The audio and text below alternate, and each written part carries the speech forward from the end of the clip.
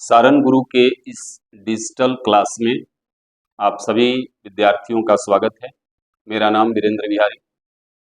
आज मैं class 10th के केमिस्ट्री के सिलेबस के बारे में क्या क्या आपको पढ़ना है उसके बारे में बता रहा हूं। देखिए, कोई भी सब्जेक्ट जब आप पढ़ने जाते हो तो सबसे पहले ये बात आपको ध्यान होनी चाहिए कि उस सब्जेक्ट में हमको पढ़ना क्या है, पहली बात। और उस सब्जेक्ट में पढ़ा क्या जाता है, ये भी एक बहुत बड़ा मैटर होता है कि उस सब्जेक्ट में हम पढ़ते क्या है। जैसे हम इतिहास पढ़ रहे हैं तो वहां हम गणित की तो भाषा का उपयोग नहीं करते हैं, अपने पूर्व की जो महत्वपूर्ण घटनाएं है उसका एक्सप्लेनेशन करते हैं। उसी तरीके से जब कोई हम सब्जेक्ट पढ़ते हैं तो उसमें हम पढ़ते क्या हैं और हमको पढ़ना क्या क्या है, दो चीज बहुत महत्वपूर्ण होती है।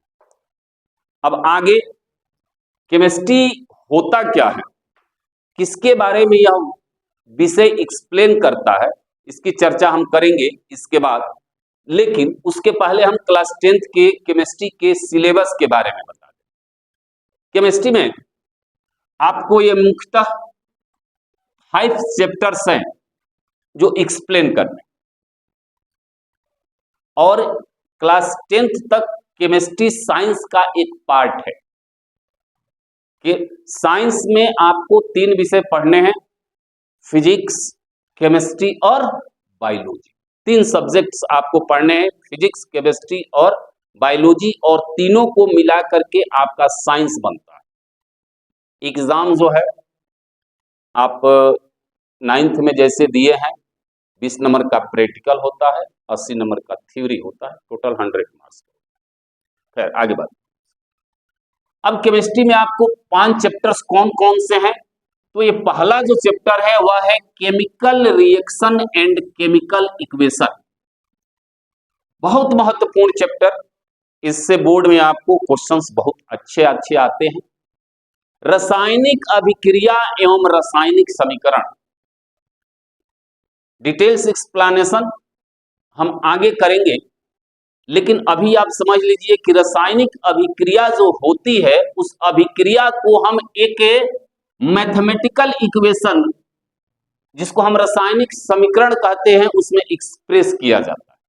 जो अभिक्रिया होती है रसायन में, जो अभिक्रिया होती है रासायनिक अभिक्रिया, उसको एक समीकरण में, तो इस पहले अध्याय में आपको पढ़ना है रासायनिक अभिक्रिया एवं रासायनिक समीकरण, chemical reaction and chemical equation. Okay. दूसरा जो महत्वपूर्ण चैप्टर है यह है एसिड बेस एंड साल्ट, अम्ल, भस्म और लवण। ये भी बहुत ही महत्वपूर्ण है। केमिस्ट्री का इस चैप्टर को बेस भी माना जाता है, ठीक है ना। यहां पर एक वर्ड आएगा विद्युत विच्छेद, इलेक्ट्रोलाइट। ये सभी लोग इलेक्ट्रोलाइट होते हैं, विद्युत विच्छेद होते हैं। अब तीसरा जो चैप्टर है वह है metal and non metal, metal and non metal. तत्व के बारे में आप लोग जानते होइएगा। अब तत्व जो है मुख्यतः 2 भागों में बांटा जाता है, इसे तो 3 भागों में बांटा जाता है, लेकिन मुख्यतः 2 भागों में बांटा जाता है, धातु और अधातु। अब धातु और अधातु, एक तीसरा उपधातु भी होता है मेटलॉइड जिसको कहते हैं। तो यहां पर आपको धातु और अधातु के बारे में, उसके रिएक्शंस के बारे में, और सबसे महत्वपूर्ण जो यहां पार्ट है वह है धातु का एक्सट्रैक्शन, निष्कर्षण। लोहा एक धातु है, उसे ट्रेन का इंजन बना है, तो ऐसा नहीं है कि वह कहीं पर उसका खेती होता है या कहीं पर वह फलता है, नहीं। जमीन के अंदर वो मिनरल्स होते हैं, और उस मिनरल्स जिससे आसानी से निकल जाता है मेटल, उसको ओर कहते हैं। अब उस ओर को विभिन्न प्रोसेस करके और हम लोहा का प्लेट बनाते हैं, और उस लोहे के प्लेट से हवाई जहाज बनता है, ट्रेन बनता है, ट्रेन का लाइन बनता है, ये आपका पंखा बनता है, बस ट्रक बनता है। हमारे जिंदगी में तो धातु पूछिए नहीं, धातु का बहुत अहम रोल है। तो धातु और अधातु, और खासकर यहाँ पर हम धातु के निष्कर्षण पर विशेष बल देंगे इस चैप्टर में। धातु का निष्कर्षण कैसे होता है, कैसे हम धातु को प्राप्त करते हैं। अगला यह है carbon and its compound, carbon एवं उनके यौगिक। ठीक है, कार्बन और उसके यौगिक कंपाउंड। तो कार्बन भी एक तत्व है, अधातु है, और कार्बन जो में यह एक गुण है कि कार्बन जो है बहुत सारे यौगिकों का निर्माण करता है। कार्बन जो है वह बहुत सारे यौगिकों का निर्माण करता है। अब क्यों करता है, जब हम चैप्टर पढ़ेंगे तब देखेंगे। तो इस जो फोर्थ चैप्टर है इसमें हम कार्बन और उसके यौगिक के बारे में पढ़ेंगे। और अंतिम जो चैप्टर है आवर्त सारणी, तत्वों का आवर्ती वर्गीकरण के नाम से आपको मिलेगा आपके बुक में, लेकिन उसका दूसरा नाम पीरियोडिक टेबल भी है। जैसा कि हम जानते हैं 9th क्लास में हमने तत्वों के बारे में पढ़ा। ठीक है, 9th क्लास में आपने तत्वों के बारे में पढ़ा है। तो तत्वों की संख्या 118 है, 118 118 अभी तत्व है, तत्व। अब इन तत्वों को इनके गुणों के आधार पर एक टेबल में सजाया गया। जैसे यहां भी बच्चे बैठे हैं, तो एक जेंडर गुण यदि मान लें तो हम जेंडर के अनुसार बैठाए हैं, सजाए हैं इन बच्चों को। फीमेल जो है वह एक साथ बैठी है, मेल जो है वह एक साथ बैठा है। तो हमारा क्लासिफाई करने का, सजाने का बेस क्या हो गया, जेंडर। महिला एक साथ बैठी है, पुरुष एक साथ बैठे हैं, लड़कियां एक साथ बैठी हैं। उसी तरीके से इन तत्वों को भी उनके गुणों के आधार पर एक साथ सजाया जाता है एक टेबल में, और उस टेबल का नाम है periodic table.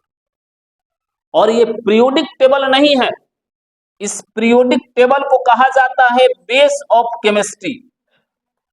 Base of chemistry इसको कहा जाता है, रसायन विज्ञान का आधार कहा जाता है, रसायन विज्ञान का नींव कहा जाता है।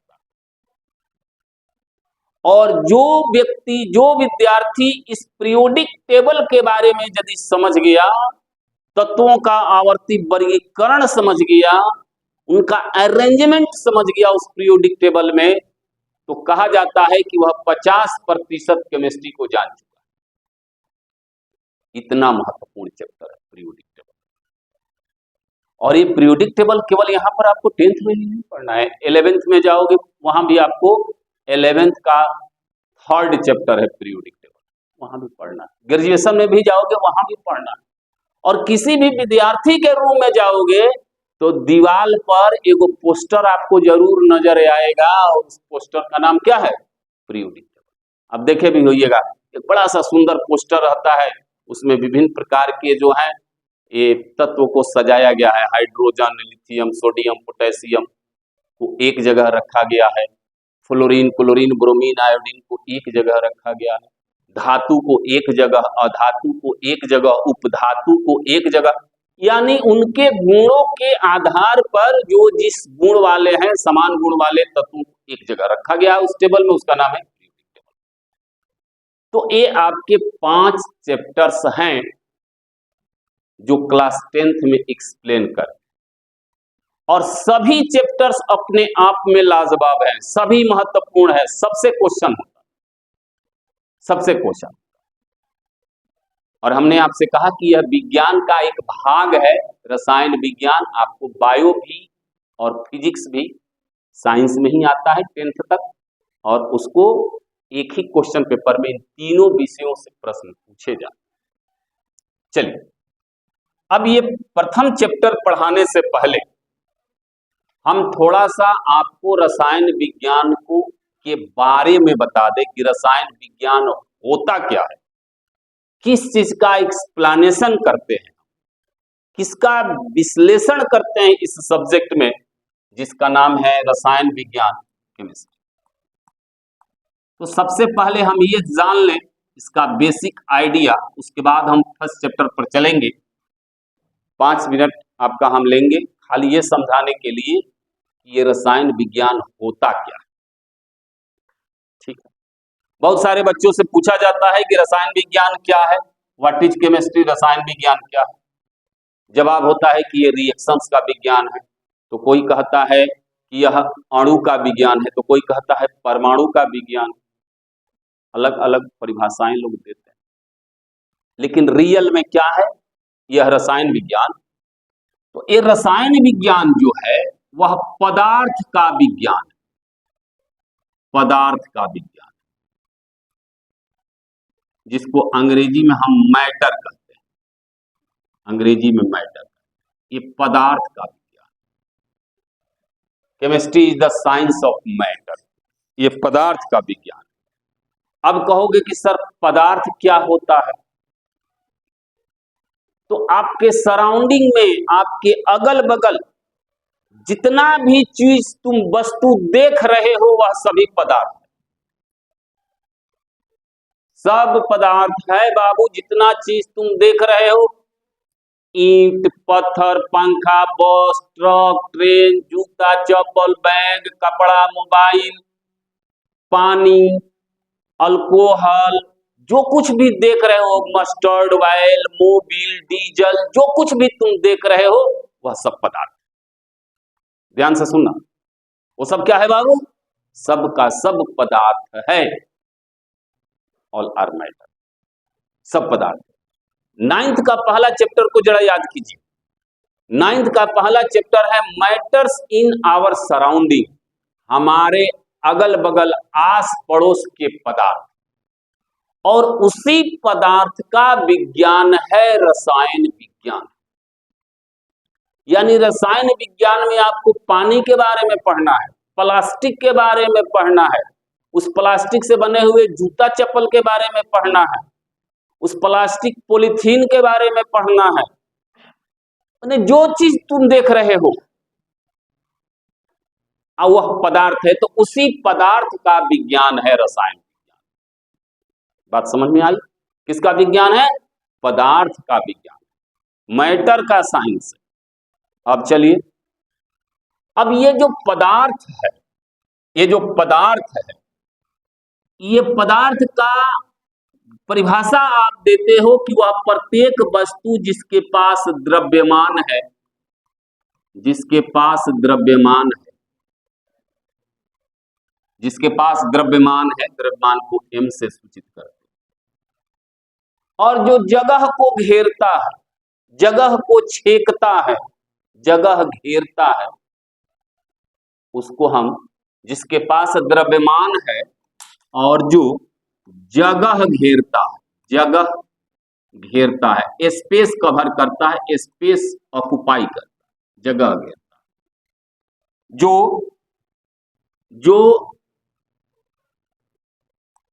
वह प्रत्येक वस्तु जिसका द्रव्यमान है, जिसका द्रव्यमान है और जो जगह घेरता है, उसको आप क्या बोलते हो? पदार्थ। जैसे मान लीजिए कि हम बात करें इस मार्कर का, तो मार्कर का जब हम तौलेंगे इस मार्कर को तो कुछ वजन बताएगा, 100 ग्राम, 50 ग्राम। और दूसरा क्या है? स्पेस कवर करना, स्पेस ऑक्युपाई करना, माने जहां इसको रख दीजिएगा वहां पर यह इतना जगह को घेर लिया। घेरना बुझते हो ना? छेकना।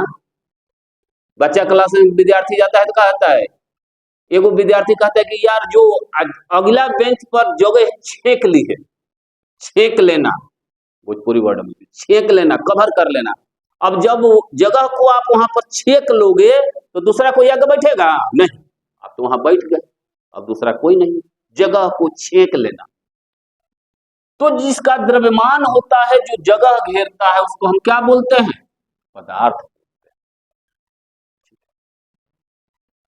अब देखिए, जो वस्तु जितना जगह घेर लेता है, ध्यान से समझ, जो वस्तु जितना जगह को छेक लेता है, घेर लेता है, कवर कर लेता है, ऑक्युपाई कर लेता है, उसको कहा जाता है आयतन। आयतन अंग्रेजी में इसको कहते हैं वॉल्यूम।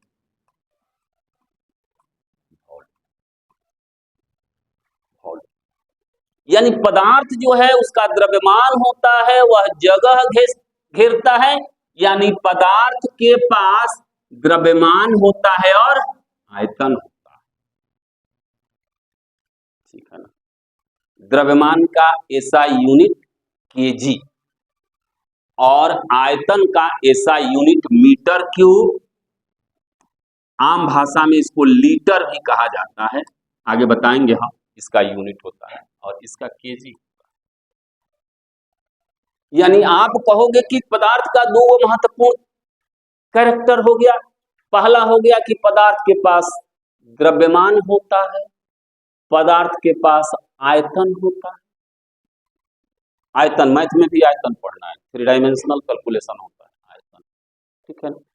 अब चलिए, अब ये जो द्रव्यमान और आयतन का जो संबंध होता है, द्रव्यमान और आयतन का जो अनुपात होता है, उसको हम कहते हैं घनत्व। घनत्व, डेंसिटी। डेंसिटी है ना बाबू, डेंसिटी। ठीक है, डेंसिटी कहा जाता है। ओके, तो ये 3 बात आपको याद रखना है। मुख्य रूप से 2 ही बात याद रखना है कि पदार्थ के पास द्रव्यमान होता है, पदार्थ के पास आयतन होता है, और द्रव्यमान और आयतन के अनुपात को घनत्व, यानी द्रव्यमान के और आयतन के रेशियो को आपने घनत्व कहा, यानी पदार्थ का घनत्व होता है। ठीक, ये 3 बात याद रखना। चलिए, अब इससे भी महत्वपूर्ण बात यह है, दूसरा महत्वपूर्ण बात के बाद हम रसायन विज्ञान का इंट्रोडक्शन खत्म करेंगे, कि जो भी पदार्थ है, जो भी पदार्थ है, ये तो हो गया पदार्थ का फिजिकल प्रॉपर्टी की भाई पदार्थ के पास द्रव्यमान होता है, पदार्थ आयतन होता है। बैग तुम लेकर के आए हो कक्षा में, वह भी एक पदार्थ है, उसका कुछ वजन होता है, वो भी जगह छेकता है, जहां पर रख दोगे, अब वहां पर हम सोचेंगे कि दूसरा बैग रखे तो रखा पाएगा नहीं ना, वही चीज। अब चलिए, उससे महत्वपूर्ण बात, दुनिया का जो भी पदार्थ है, वह पदार्थ जो है वह छोटे छोटे कणों के मिलने से बना। छोटे छोटे कणों के मिलने से बना। कण शब्द तो आपको समझ में आता होगा, बालू का कण, सैंड पार्टिकल। कण को अंग्रेजी में पार्टिकल कहते हैं, पार्टिकल कहा जाता है। ठीक है ना बाबू, पार्टिकल, सैंड पार्टिकल देखा होगा, सैंड का पार्टिकल, बालू का कण, सरसों का दाना, मस्टर्ड ग्रेन जिसको कहते हो, गोलाकार होता है। तो वैसा ही समझो कि यह मार्कर है, यह छोटे छोटे कणों के मिलने से बना। लेकिन देखो अंतर क्या है बाबू, कि आप मस्टर्ड ग्रेन को, सरसों के दाने को देख लेते हो, लेकिन इस मार्कर के कण को आप देख नहीं पाइएगा। अंतर ये, मार्कर के कण को आप देख नहीं पाइएगा। अब उसका जीता जागता उदाहरण हम आपको बताते हैं, ध्यान से समझना, कि वह कण को हम देख नहीं पाते। सभी लोग ध्यान से समझेगा इस बात को, कि ये आपका वायुमंडल, वायुमंडल है।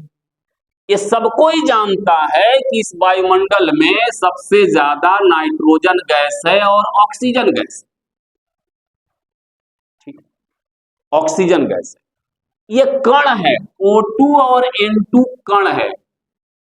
आगे इसको और एक्सप्लेन करेंगे कि इन कणों के बीच में आकर्षण, मान लीजिए ऑक्सीजन का कण है, तो इस ऑक्सीजन का कण और इस ऑक्सीजन के कण के बीच में आकर्षण का बल नहीं है, ये फ्रीली मूव करता है वायुमंडल में।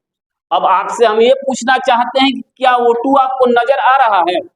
कोई बताएगा यहाँ पर O2 कहाँ है, N2 कहाँ है? छोड़ो ना, CO2 कहाँ है? इसमें CO2 भी है, तो आपको कण नजर नहीं आएंगे, बहुत छोटे कण होते हैं। ठीक है, बहुत छोटे कण होते हैं, ये कण बहुत छोटे होते हैं बाबू। अब चलिए, अब ये जो कण है, इन कणों का, ये कण तीन प्रकार के होते हैं। कण तीन प्रकार के होते हैं। एक होता है एटम, हिंदी में इसको परमाणु कहते हैं, और दूसरे प्रकार का कण होता है उसको हम कहते हैं मोलेकुल। मोलेकुल, इसको अणु कहा जाता है। और तीसरा प्रकार का जो कण होता है वो होता है आयन। आयन, ये तीन प्रकार के कण के मिलने से पदार्थ बनता है। यदि आपको केमिस्ट्री समझना है तो ये बात आपको जिंदगी भर याद रखना पड़ेगा, और इस बात को यदि आप समझ जाते हैं तो केमिस्ट्री आपके लिए आसान है। कहा जाता है कि केमिस्ट्री दुनिया का सबसे आसान सब्जेक्ट है और सबसे कठिन सब्जेक्ट। केमिस्ट्री समझे में नहीं आता, उसका रीजन यह है कि आप बेस को नहीं समझ पाते। उसका जो आधार मूलभूत बात है उसको आप नहीं समझते हो। तो केमिस्ट्री का यही मूलभूत बात है कि केमिस्ट्री जो है वह पदार्थ का विज्ञान है, और दुनिया के सभी पदार्थ, चाहे वह मार्कर है, चाहे पानी है, चाहे अल्कोहल है, चाहे आयरन है, चाहे तांबा पीतल, जो भी आप देखते हो, बैग जूता चप्पल, ये सभी आपके पदार्थ छोटे छोटे कणों के मिलने से बने हैं। किससे मिलने हैं? छोटे छोटे कणों के मिलने से बने हैं, और इन कण का नाम होगा परमाणु, अणु या आयन। तो रसायन विज्ञान में सबसे पहले यही पढ़ा जाता है कि कौन पदार्थ किससे बना है, किससे पदार्थ बना है, एटम से बना है कि मॉलिक्यूल के बना है कि आयन से बना है। ठीक है, किससे बना है, किस कण के मिलने से बना है, और इन कणों के बारे में विशेष पढ़ा जाता है। परमाणु के बारे में पढ़िएगा, 9th-10th में पढ़े होइएगा परमाणु संरचना। अणु के बारे में यहां पढ़िएगा, कार्बन एंड इट्स कंपाउंड पढ़ाएंगे, वहां पर पढ़ाया जाएगा। आयन के बारे में पढ़िएगा, यहां पर आयन, धन आयन और ऋण आयन दो प्रकार के होते हैं, आयन के बारे में पढ़िएगा। ठीक, चलिए, अब जब क्या होता है कि अब ये कहोगे कि सर ये तो कण होते हैं, अब पदार्थ बनता कैसे? तो पदार्थ बनता कैसे है? जब पदार्थ का निर्माण प्रकृति करता है तो इन कणों के बीच में एक आकर्षण का बल होता है। कण माने समझ लेना गोलाकार, कण कैसा होता है? गोलाकार, स्फेरिकल। एक आकर्षण का बल होता है, उस आकर्षण के बल से वह एक जगह कण जो है एकत्रित हो जाते हैं, और जब एकत्रित हो जाते हैं तो वह आपको दिखाई देने लगते हैं। इस मार्कर इसलिए आपको दिखाई दे रहा है कि इसके सभी कण जो हैं वह कणों के बीच में एक आकर्षण का बल है, और उस आकर्षण के बल के कारण एक जगह एकत्रित हो गए हैं, और एकत्रित हो जाने के कारण वह उसको आप देख पाते। ठीक है, और ये कोई जरूरी नहीं है कि आकर्षण का बल होगा ही।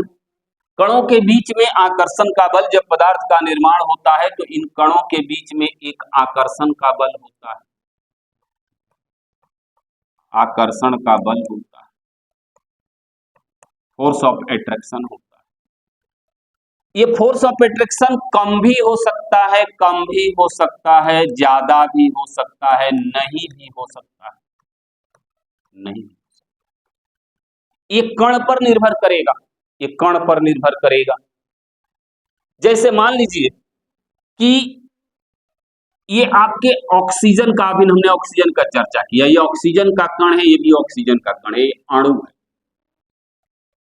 अब इनके बीच में आकर्षण का बल नहीं है, आकर्षण का बल नहीं। क्यों नहीं है? अब आकर्षण का बल तब होगा जब इनके ऊपर आवेश होगा, चार्ज होगा। ठीक है ना, आवेश होगा, चार्ज, ये सारी बातें। तो ठोस में सबसे ज्यादा आकर्षण का बल होता है, द्रव में कम होता है, और गैस में आकर्षण का बल नहीं, गैस। ठीक, यही आपका मूल बेस है रसायन विज्ञान। रसायन विज्ञान पदार्थ का विज्ञान है। पदार्थ छोटे छोटे कणों के मिलने से बने हैं। ये कण तीन प्रकार के, परमाणु, अणु और आयन।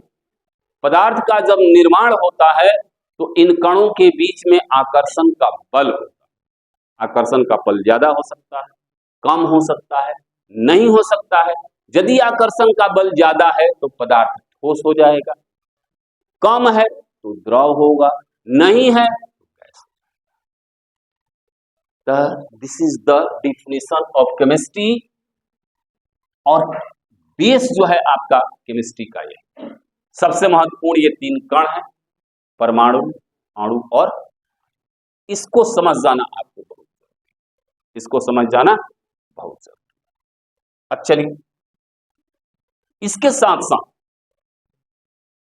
अभी हमने कहा कि पदार्थ तीन प्रकार के, उसका भौतिक वर्गीकरण कहा जाता है। ठोस, द्रव,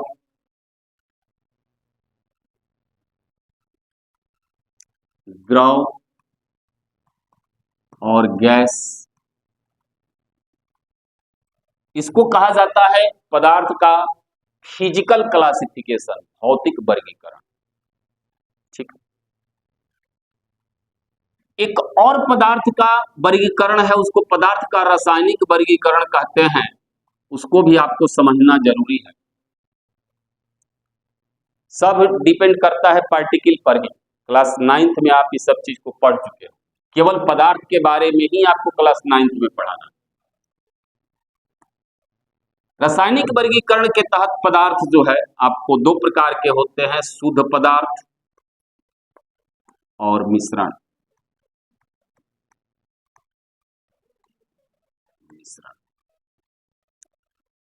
शुद्ध पदार्थ अगेन दो प्रकार के होते हैं, तत्व और यौगिक।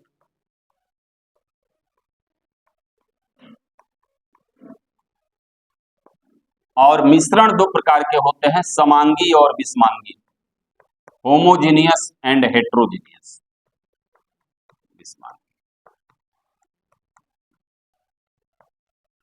ठीक है, अब इस पर हम डिटेल्स नहीं जाते हैं। इस तत्व और यौगिक को आपको समझना विशेष रूप से जरूरी। ठीक, तत्व और यौगिक को समझना बहुत जरूरी है। देखिए, तत्व और यौगिक को समझना बहुत जरूरी है। देखिए, तत्व जो होते हैं वैसे शुद्ध पदार्थ होते हैं जो एक ही प्रकार के परमाणु के मिलने से बनता है। एक ही प्रकार के परमाणु के मिलने से, एटम के मिलने से बनता है। परमाणु एटम के मिलने से। और तत्वों की संख्या 118 है।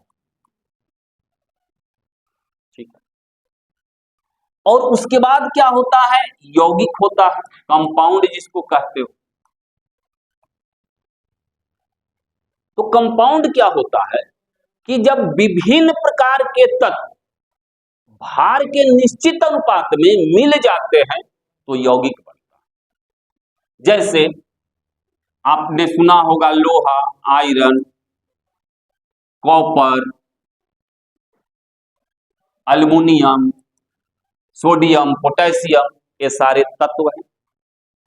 और ये जो तत्व है, जैसे मान लें कि हाइड्रोजन एक तत्व है, ऑक्सीजन एक तत्व है, और ये हाइड्रोजन और ऑक्सीजन भार के निश्चित अनुपात में जब मिल गए तो ये बन गया H2, यौगिक बन गया। तो जब विभिन्न प्रकार के तत्व भार के निश्चित अनुपात में मिल जाते हैं तो क्या बन जाता है, यौगिक बन जाता है। ठीक है, उसके बाद मिश्रण के भी बारे में आपको पढ़ना। तो आपने क्या सीखा कि हम मुख्य रूप से किसके बारे में पढ़ते हैं, पदार्थ के बारे में। किसके बारे में पढ़ते हैं, और पदार्थ का सबसे बड़ा गुण क्या है कि वो पार्टिकल के मिलने से बने हैं। फोर्स ऑफ अट्रैक्शन के आधार पर ठोस, द्रव, गैस हो गया। एक ही प्रकार के यदि तत्व, एक ही प्रकार के परमाणु के मिलने से बना तो तत्व बोलोगे, और अणु के मिलने से बना या आयन के मिलने से बना, आयन के मिलने से बना तो यौगिक कहलाता है। ठीक है, तो ये हो गया आपका इंट्रोडक्शन। अब नेक्स्ट क्लास में हम आपको पहला chapter chemical reaction and chemical equation, बहुत ही मार्वेलस चैप्टर है और उसको समझना बहुत जरूरी है। आपको बहुत डरते हो आप लोग रिएक्शन के नाम से, जबकि रिएक्शन हमारे जिंदगी का एक अभिन्न अंग है। हमारे चारों तरफ रिएक्शन हो रहे हैं, हमारे शरीर के अंदर रिएक्शन हो रहा। खाना खाते हो ना, ग्लूकोज स्टार्च लेते हो, अंदर जाकर के जलता है, बर्निंग होता है उसका, उससे आपको एनर्जी मिलता है डाइजेशन। शरीर के अंदर आपका रिएक्शन होगा। लोहा में जंग लग गया, रस्टिंग ऑफ आयरन, रिएक्शन हो रहा है वहां पर। बहुत सारे रिएक्शन से आपके डेली लाइफ में होता है, chemical reaction and chemical equation. तो नेक्स्ट क्लास में हम मिलेंगे केमिकल रिएक्शन और केमिकल इक्वेशन के साथ। तब तक आप सारण गुरु के इस डिजिटल ऐप को देखते रहिए, शेयर कीजिए, सब्सक्राइब कीजिए और अपने दोस्तों को बताइए ताकि वे भी इससे लाभान्वित हो सके। धन्यवाद।